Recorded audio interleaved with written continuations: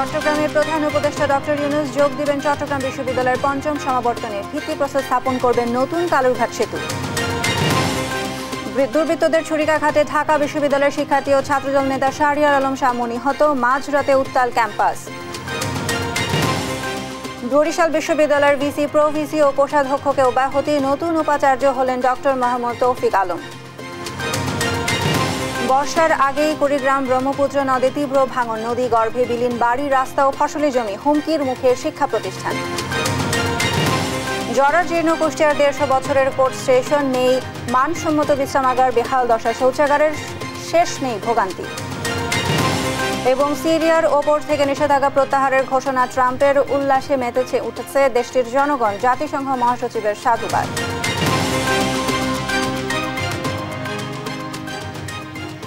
দেখছিলেন শিরোনাম সংবাদ সকালের সঙ্গে রয়েছি আমি সাইনা ইসলাম। এবার বিস্তারিত। চট্টগ্রামে পৌঁছেছেন প্রধান উপদেষ্টা অধ্যাপক ডক্টর মোহাম্মদ ইউনূস। এ নিয়ে পুরো জেলা জুড়ে বিরাজ করছে উৎসব আমেজ। প্রধান উপদেষ্টার সফরে চট্টগ্রাম বিশ্ববিদ্যালয়ের পঞ্চম সমাবর্তন অনুষ্ঠানে যোগদান ছাড়াও রয়েছে চট্টগ্রাম বন্দর পরিদর্শন ও দক্ষিণ চট্টগ্রামবাসীর দীর্ঘদিনের প্রাণের দাবি নতুন কালুরঘাট সেতুর ভিত্তিপ্রস্তর স্থাপন। প্রধান উপদেষ্টার সফর ঘিরে আশার আলো দেখছেন চট্টগ্রামের ব্যবসায়ীরা। AKM নাজিমের রিপোর্ট, জানাচ্ছেন আপন অপু। দেশের রাজস্ব আয়ের স্বর্ণদ্বার চট্টগ্রাম বন্দর। দেশের প্রধান সমুদ্র বন্দরও এটি। রাজনৈতিক পট পরিবর্তনের পর অর্থনৈতিক সমৃদ্ধির কথা বিবেচনা করে এই বন্দর নিয়ে নতুন করে ভাবতে শুরু করেছে অন্তর্বর্তী সরকার। এরই মধ্যে অগ্রাধিকার ভিত্তিতে বে টার্মিনাল নির্মাণ কাজ শেষ করা, মাতারবাড়ি গভীর সমুদ্র বন্দর নির্মাণে বিদেশি বিনিয়োগকারীদের সঙ্গে চুক্তি স্বাক্ষর, লালদিয়ার চরে কন্টেইনার টার্মিনাল নির্মাণ এবং বন্দরের আধুনিকায়নে নেওয়া হয়েছে নানা উদ্যোগ। একে সাধুবাদ জানিয়েছেন ব্যবসায়ীরা। উনি অনেক উচ্চমানের একজন মানুষ, উনি আন্তর্জাতিকভাবে অত্যন্ত কানেক্টেড একজন মানুষ। ওনার এই কানেক্টিভিটির মাধ্যমে আমরা চাইব যে বন্দরকে আধুনিকায়নকরণ এবং এই আধুনিকায়নের মাধ্যমে এই বন্দরটাকে আরো বেশি সচল করে তোলা। আন্তর্জাতিক জরিপকারী প্রতিষ্ঠান লয়েডস লিস্ট অনুযায়ী বিশ্বের 100 দ্রুততম বন্দরের তালিকায় চট্টগ্রামের স্থান 58। প্রধান উপদেষ্টার চট্টগ্রাম সফর ঘিরে আশা জাগছে ব্যবসায়ীদের মনে। অগ্রগতি ধরে রাখতে বন্দরকে আধুনিক বন্দরে নিয়ে যেতে গ্রিন চ্যানেল চালু, আধুনিক শেড নির্মাণ ও হয়রানি বন্ধে উদ্যোগ নেওয়ার দাবি তাদের। এটা প্রধান উপদেষ্টার কাছে আমরা চাইবো, যেরকম গাড়ির জন্য আলাদা শেড, RMGর জন্য যাতে সেরকম আলাদা আধুনিকায়ন কোনো শেড করে দেয় এবং গ্রিন চ্যানেলটা আবার যাতে চালু করে, যাতে সহজলভ্যভাবে আমরা গুজটা ইজিলিভাবে যাতে আমরা ক্লিয়ার করে নিতে পারি। বুধবার চট্টগ্রাম সফরে এসে চট্টগ্রাম সমুদ্র বন্দর পরিদর্শন করবেন প্রধান উপদেষ্টা ডক্টর মোহাম্মদ ইউনূস। এই বন্দরকে বিশ্বমানের হিসেবে পরিচিতি দিতে বন্দর ব্যবহারকারী ব্যবসায়ী ও বিভিন্ন সংস্থার নেতাদের সঙ্গে মতবিনিময় করবেন প্রধান উপদেষ্টা। উনি একমাত্র ব্যক্তি, উনি ইচ্ছা করলে বিদেশ থেকে বিনিয়োগকারীরা আসবে এবং এইখানে এই বিনিয়োগগুলো হলে আমাদের দেশের কম্পিটিটিভ প্রাইস পাবে ব্যবসায়ীরা। এই বন্দর বেশি টাকা নিলে আরেক বন্দরে চলে যাবে। এই সুযোগটা উনি ব্যবসায়ীদের জন্য করে দিতে পারবেন। চট্টগ্রাম সফরকালে প্রধান উপদেষ্টা কর্ণফুলী নদীর উপর 11,000 কোটি টাকা ব্যয়ে কালুরঘাট সেতুর ভিত্তিপ্রস্তর স্থাপন করবেন, যার মধ্য দিয়ে দক্ষিণ চট্টগ্রামের কোটি মানুষ স্বপ্ন বুনছেন দীর্ঘদিনের অবর্ণনীয় কষ্ট থেকে মুক্তি পাওয়ার। আমরা এই মুহূর্তে সরকারকে, যারা সংশ্লিষ্ট সকলকে কৃতজ্ঞতা জানাতে চাই, ধন্যবাদ জানাতে চাই। আমরা চাইব, এটা যেহেতু একটা বড় প্রকল্প, কোনো রকমের প্রতিবন্ধকতা সৃষ্টি না করে যেন অত্যন্ত সুচারুভাবে খুব কম সময়ের মধ্যে যেন সেতুর নির্মাণ কাজটা দৃশ্যমান হয়। এরপর দুপুরে চট্টগ্রাম বিশ্ববিদ্যালয়ের পঞ্চম সমাবর্তনে যোগ দেবেন প্রধান উপদেষ্টা। 22,500 শিক্ষার্থীকে সনদপত্র তুলে দিবেন তিনি। রাষ্ট্রপ্রধানের এ সফর ঘিরে নেওয়া হয়েছে কঠোর নিরাপত্তা। নিউজ ডেস্ক, দেশ টিভি। তুচ্ছ ঘটনাকে কেন্দ্র করে ঢাকা বিশ্ববিদ্যালয়ের ছাত্রদল নেতা ও শিক্ষা ও গবেষণা ইনস্টিটিউটের শিক্ষার্থী শাহরিয়ার আলম শামু হত্যাকে কেন্দ্র করে উত্তপ্ত হয়ে উঠেছে ক্যাম্পাস। রাতে সোহরাওয়ার্দী উদ্যানের রমনা কালী মন্দিরের পাশে দুর্বৃত্তের ছুরিকাঘাতে নিহত হন শাহরিয়ার আলম শামু। বিশ্ববিদ্যালয়ের প্রশাসনের দুর্বলতায় শিক্ষার্থী হত্যাকাণ্ডের ঘটনা ঘটেছে মন্তব্য করে উপাচার্যের পদত্যাগ দাবি করেছে ছাত্রদল। সাদ আহমেদের রিপোর্ট। আবারও রক্তাক্ত ঢাকা বিশ্ববিদ্যালয়। দুর্বৃত্তের ছুরিকাঘাতে নিহত হয়েছেন ঢাকা বিশ্ববিদ্যালয় শিক্ষার্থী ও ছাত্রদল নেতা শাহরিয়ার আলম শামু। মঙ্গলবার মধ্যরাতে রাজধানীর সোহরাওয়ার্দী উদ্যানে বাইক চালিয়ে যাওয়ার সময় অন্য আরেকটি বাইকের ধাক্কা লাগলে কথা কাটাকাটির এক পর্যায়ে সাম্যকে ছুরিকাঘাত করে পালিয়ে যায় দুর্বৃত্তরা। এ সময় গুরুতর আহত অবস্থায় তাকে উদ্ধার করে ঢাকা মেডিকেল কলেজ হাসপাতালের জরুরি বিভাগে নিয়ে আসলে চিকিৎসক তাকে মৃত ঘোষণা করেন। সাম্যের মৃত্যুর খবর শুনে হাসপাতালে জড়ো হন বিশ্ববিদ্যালয় শিক্ষার্থীরা। ঘটনার পরপরই হাসপাতালে ছুটে আসেন ছাত্রদলের সভাপতি, জানান বহিরাগতদের দ্বারা সাম্যের উপর হামলা প্রশাসনের দুর্বলতার প্রতিফলন। ঢাকা বিশ্ববিদ্যালয়ের যে একটা অনিরাপদ ক্যাম্পাস হিসাবে দীর্ঘদিন যাবৎ যে অবস্থা বিরাজ করছে তারই প্রতিফলন ঘটেছে আজকের এই ঘটনায়। প্রশাসনের যে একটি দুর্বল অবস্থা বিরাজ করছে তারও প্রতিফলনে আমরা আমাদের প্রতিবাদ অব্যাহত রাখবো, প্রয়োজনীয় কর্মসূচি দেব এবং বাধ্য করব এই খুনিশের দৃষ্টান্ত শাস্তি দেওয়া হবে। অন্যদিকে ঢাকা মেডিকেল কলেজ হাসপাতালে এসে শিক্ষার্থীদের বিক্ষোভের মুখে পড়েন ঢাকা বিশ্ববিদ্যালয়ের উপাচার্য অধ্যাপক নিয়াজ আহমদ। এক পর্যায়ে অবরুদ্ধ উপাচার্য গণমাধ্যমে কথা না বলেই ঢাকা মেডিকেল এলাকা ত্যাগ করেন। শিক্ষার্থী সাম্য হত্যার প্রতিবাদে মঙ্গলবার মধ্যরাতে উত্তাল হয়ে ওঠে ঢাকা বিশ্ববিদ্যালয় ক্যাম্পাস। উপাচার্যের বাসভবনের সামনে বিক্ষোভ করে ছাত্রদল। বেসরকারি বিশ্ববিদ্যালয় ছাত্রদলের একনিষ্ঠ কর্মী পারভেজকেও একইভাবে আমরা দেখেছি হত্যাকাণ্ডের শিকার হতে হয়েছে। আজকে ঢাকা বিশ্ববিদ্যালয় স্যার এফ রহমান হলের শাহরিয়ার আলম সাম্যকেও ঠিক একইভাবে কুপিয়ে এবং ছুরিকাঘাত করে তাদেরকে হত্যা করা হয়েছে। সুতরাং দুইটি হত্যাকাণ্ডের মোটিভ খুবই কাছাকাছি। মাননীয় প্রক্টর এবং মাননীয় ভিসি মহোদয়ের পদত্যাগের দাবিতে আজু ভাস্কর্যের সম্মুখে বাংলাদেশ জাতীয়তাবাদী ছাত্রদল বিক্ষোভ মিছিল এবং সমাবেশ করবে। অন্যদিকে ঘটনার পর তৎক্ষণাৎ সোহরাওয়ার্দী উদ্যানে অভিযান চালায় পুলিশ। এ সময় সন্দেহভাজন কয়েকজনকে আটক করার কথা জানান রমনা বিভাগ ডিসি মোহাম্মদ ইলিয়াস কবির। কিছু গাঁজাখোর বা গাঁজা বিক্রেতা, এটা আমরা এখান থেকে ৩-৪ জনের মতো আমরা ধরেছি। যতটুকু জানি কথা কাটাকাটির এক পর্যায়ে সেখানে বোধহয় ওই যে স্টেপ করেছে অন্য পক্ষ। শিক্ষার্থীদের কাছে জানা যায় ময়নাতদন্ত শেষে বিশ্ববিদ্যালয়ে সাম্যের জানাজা অনুষ্ঠিত হবে। সাদ আহমেদ, দেশ টিভি, ঢাকা। শিক্ষার্থীদের আন্দোলনের মুখে বরিশাল বিশ্ববিদ্যালয়ের উপাচার্য অধ্যাপক ডক্টর সুচিতা শারমিন ও উপ উপাচার্য ও কোষাধ্যক্ষকে অব্যাহতি দেওয়া হয়েছে। মঙ্গলবার শিক্ষা মন্ত্রণালয়ের মাধ্যমিক ও উচ্চশিক্ষা বিভাগের বিশ্ববিদ্যালয় শাখার সিনিয়র সহকারী সচিব ASM কাশেমের সই করা প্রজ্ঞাপনে এ তথ্য জানানো হয়। প্রজ্ঞাপনে উল্লেখ করা হয়, রাষ্ট্রপতি ও চ্যান্সেলরের অনুমোদন ক্রমে বরিশাল বিশ্ববিদ্যালয়ের উপাচার্য অধ্যাপক ডক্টর সুচিতা শারমিনকে অব্যাহতি দেওয়া হয়েছে। একই সঙ্গে ববি প্রভিসি ও কোষাধ্যক্ষকে অপসারণ করা হয়েছে। প্রজ্ঞাপনে আরও বলা হয়েছে, নতুন উপাচার্য নিয়োগের আগ পর্যন্ত অন্তর্বর্তীকালের জন্য রাজশাহী বিশ্ববিদ্যালয়ের ফলিত রসায়ন বিভাগের অধ্যাপক ডক্টর মোহাম্মদ তৌফিক আলম বরিশাল বিশ্ববিদ্যালয়ের উপাচার্যের দায়িত্ব পালন করবেন।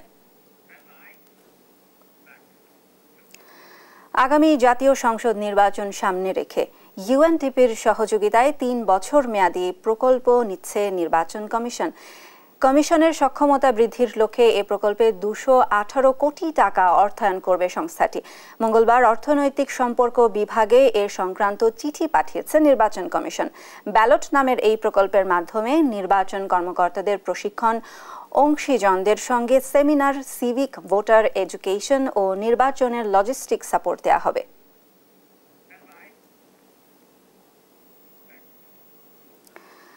মানুষের ভোটাধিকার ফিরিয়ে দিতে সুষ্ঠু নির্বাচনের কোনো লক্ষণ দেখছে না বিএনপি, এমন মন্তব্য করেছেন দলটির স্থায়ী কমিটির সদস্য আমির খসরু মাহমুদ চৌধুরী।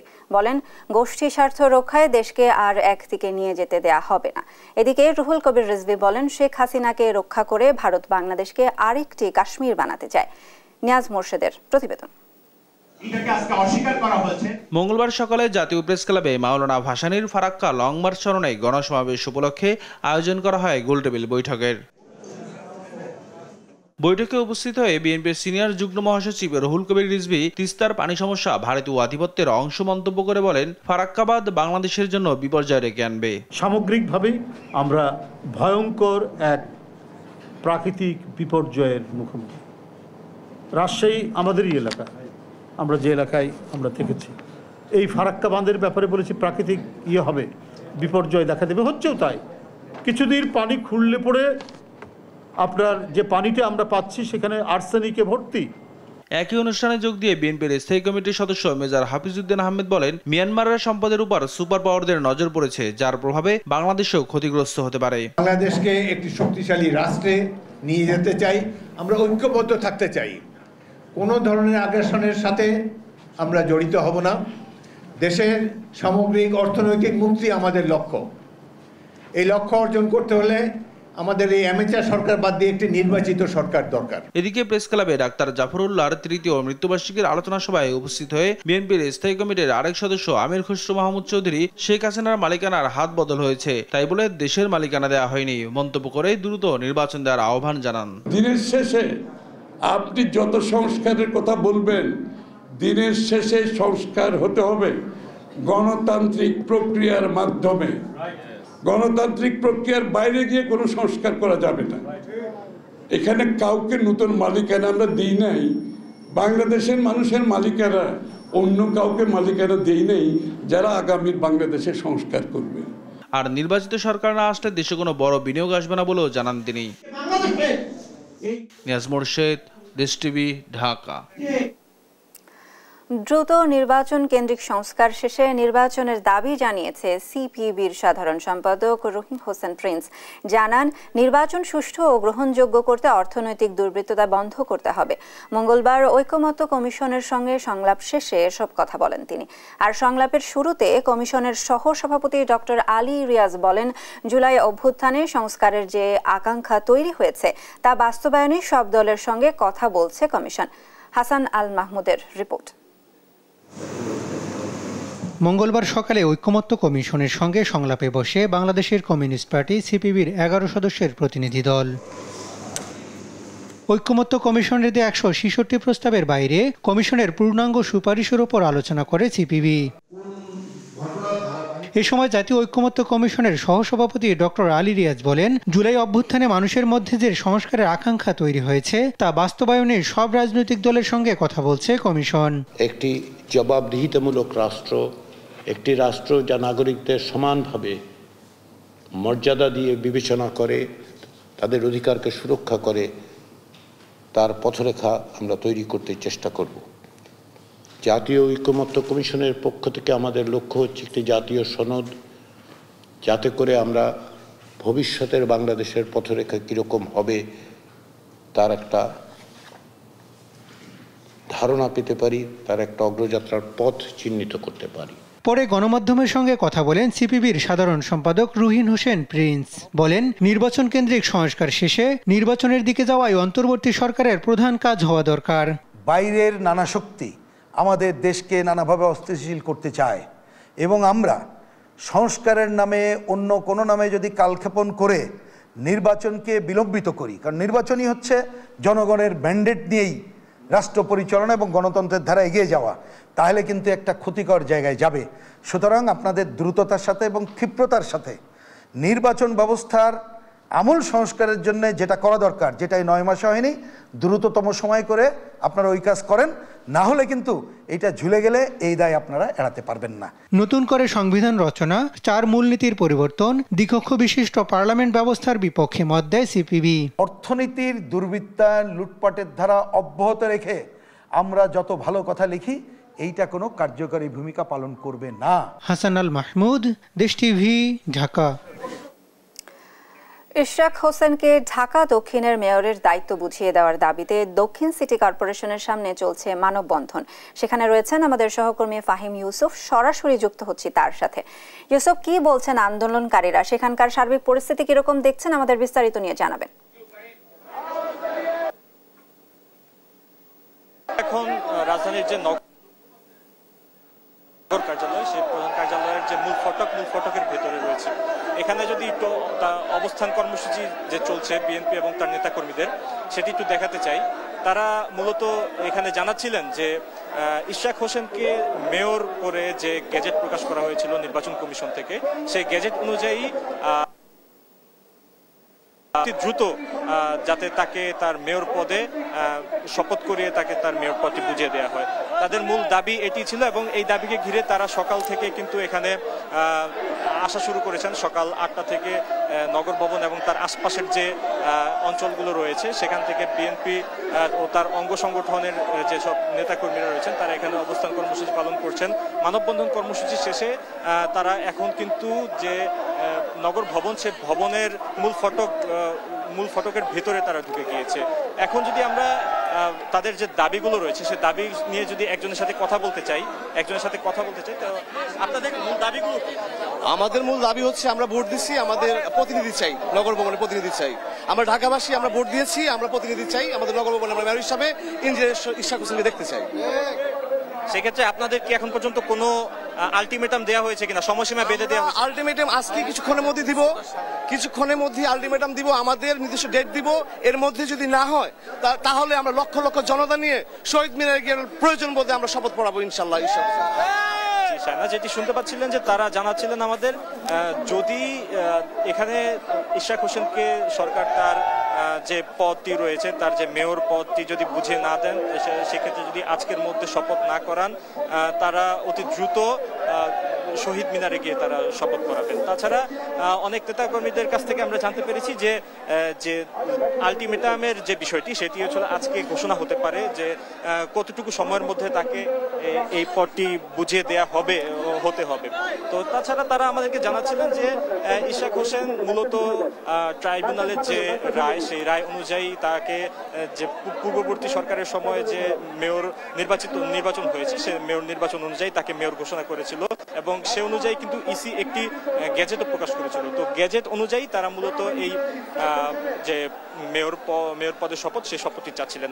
এছাড়া তারা বলছিলেন যে যদি অতি দ্রুত এই গ্যাজেট অনুযায়ী যদি না দেয়া হয় সেই ক্ষেত্রে তারা বিএনপি ও তার অঙ্গ সংগঠনের যে ঢাকা দক্ষিণের নেতাকর্মীরা রয়েছেন তারা নগর ভবন ঘেরাওয়ের পাশাপাশি শহীদ মিনারে গিয়ে তারা নিজেরা এই যে নিজের থেকে যে ঘোষণা দেওয়ার বিষয়টি তারা সেখানে মেয়র হিসেবে তাকে। এছাড়া তারা জানাচ্ছিলেন যে সকল এখানে নেতাকর্মীরা আছেন তাদের সাথে আমরা কথা বলেছি, জানতে পেরেছি যে ঢাকাবাসীর যে ঢাকা দক্ষিণের যে সমস্যাগুলো রয়েছে, সিটি কর্পোরেশনের যে সামনে বর্ষা আসছে, বর্ষাকে ঘিরে যে সকল পানি নিষ্কাশন ব্যবস্থা, এছাড়া ডেঙ্গুর যে প্রাদুর্ভাব বেড়ে যাচ্ছে, তো সেগুলো যদি করতে হয় সেক্ষেত্রে প্রশাসক ব্যর্থ হচ্ছে দাবি করে তারা জানাচ্ছিলেন যে আমাদের একটি নির্বাচিত যে মেয়র রয়েছে, মেয়র প্রয়োজন, মেয়র থাকলে সেক্ষেত্রে অতি দ্রুত হবে কাজগুলো। এই দাবি জানিয়ে কিন্তু তারা মূলত এখানে অবস্থান কর্মসূচি এবং মানববন্ধন কর্মসূচি পালন করছে। এই ছিল নগর ভবন থেকে সর্বশেষ। শায়না, ধন্যবাদ ইউসুফ আপনাকে। চট্টগ্রাম বন্দর পরিদর্শনে গিয়ে কথা বলছেন প্রধান উপদেষ্টা ডক্টর মাহমুদ ইউনূস। সরাসরি চলে যাচ্ছি সেখানে। রোজগার করো, এই মেয়াদের মধ্যে আমাদেরকে দিয়ে দিতে হবে, আমরা এক পয়সা খরচ করবো না। কাজে পয়সা বেঁচে গেল, কাজটা হয়ে গেল। তারা যখন কাজে নামবে তারা দুনিয়াতে শত শত কোর্ট পরিচালনা করে, ওরা হলো দুনিয়ার সেরা। যাদের কথা আমরা বলছি, যাদের সঙ্গে আমরা কাজ করছি তারা হলো দুনিয়ার সেরা। যেগুলো বন্দরে যান তাদের মাথা দেখবে, এই যে এখানে বসে আশেপাশে।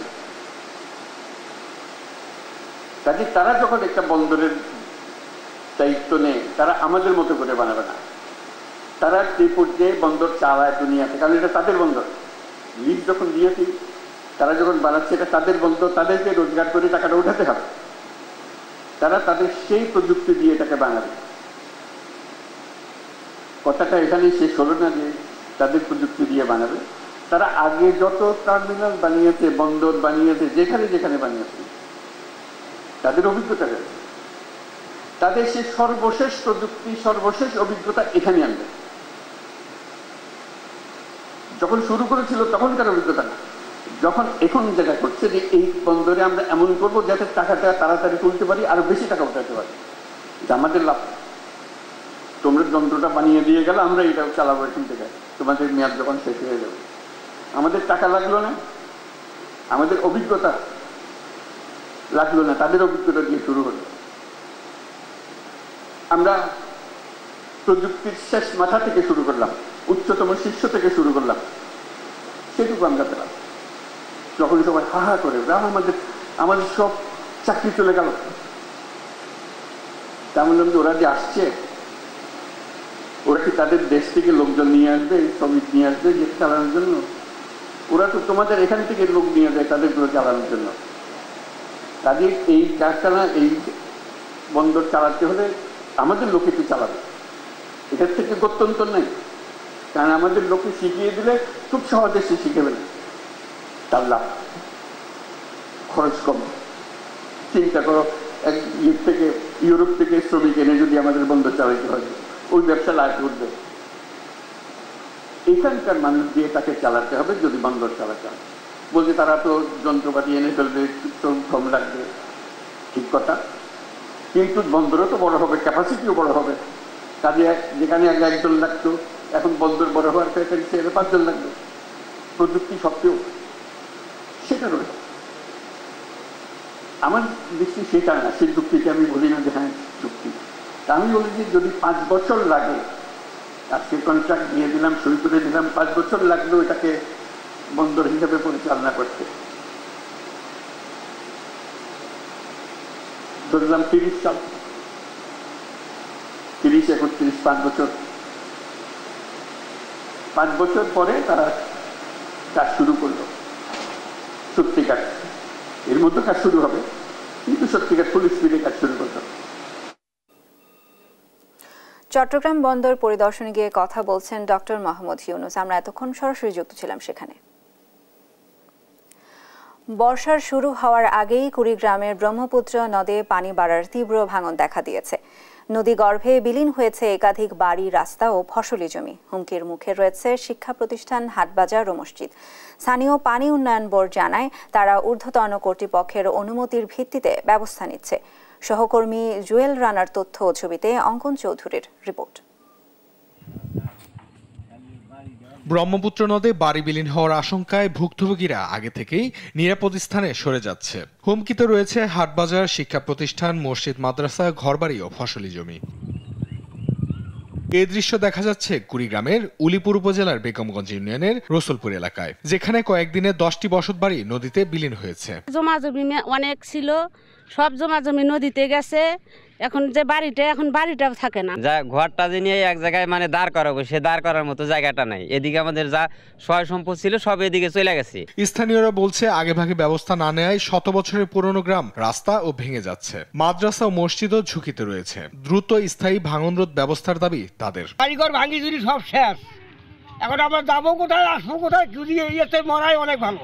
ব্রহ্মপুত্র, ধরলা, দুধকুমার নদে ঘেরা বেগমগঞ্জ ইউনিয়নের বড় অংশ গত 15 বছরে নদীগর্ভে বিলীন হয়েছে। ইউনিয়নটি রক্ষা করতে সরকারের হস্তক্ষেপ চেয়েছেন জনপ্রতিনিধি। ইউনিয়নের 100%-এর মধ্যে 80% ভেঙে অলরেডি নদী চলে গেছে, আছে 20%। এটি যদি সরকার দ্রুত গতিতে কোনো ব্যবস্থা না নেয়, তো এটিও বেগমগঞ্জ ইউনিয়নটি মানচিত্র থেকে বাতিল হয়ে যাবে। ভাঙন কবলিত এলাকায় জরুরি ভিত্তিতে বালু ভর্তি জিও ব্যাগ ফেলে ভাঙন ঠেকানোর চেষ্টা চলছে। এছাড়া অন্যান্য নদীতেও ঊর্ধ্বতন অনুমতি পেলে কাজ করা হবে বলে জানান পানি উন্নয়ন বোর্ড। তিস্তা নদীতে 6.5 কিলোমিটার জরুরি সতর্কতামূলক কাজ চলমান রয়েছে। এছাড়া উলিপুর উপজেলার বেগমগঞ্জ ইউনিয়নে জরুরি ভিত্তিতে 1000 জিও ব্যাগ ডাম্পিংয়ের কাজ চলমান রয়েছে। এছাড়া কুড়িগ্রাম সদর উপজেলার চট ইয়তনেটে আমাদের জরুরি সতর্কতামূলক কাজ চলমান রয়েছে। ব্রহ্মপুত্র, ধরলা, তিস্তা ও দুধকুমার নদী ভাঙন প্রবণ এলাকায় বর্ষার আগে স্থানীয় ব্যবস্থা নেবে সরকার, এমনটাই প্রত্যাশা নদীর পাড়ের মানুষের। নিউজ ডেস্ক, দেশ টিভি। রাজশাহী নয়, সব আন্তনগর ট্রেন চাঁপাইনবাবগঞ্জ রেলওয়ে স্টেশন থেকে চালুসহ 8 দফা দাবি আদায়ে ট্রেন অবরোধ ও মানববন্ধন কর্মসূচি পালন করছে সুজন। এ নিয়ে আরও জানাতে সরাসরি যুক্ত হচ্ছেন আমাদের সহকর্মী তারেক রহমান। তারেক, আন্দোলনকারীদের উপস্থিতি কিরকম দেখতে পাচ্ছেন এবং তাদের দাবিগুলো কি কি, বিস্তারিত নিয়ে জানাবেন।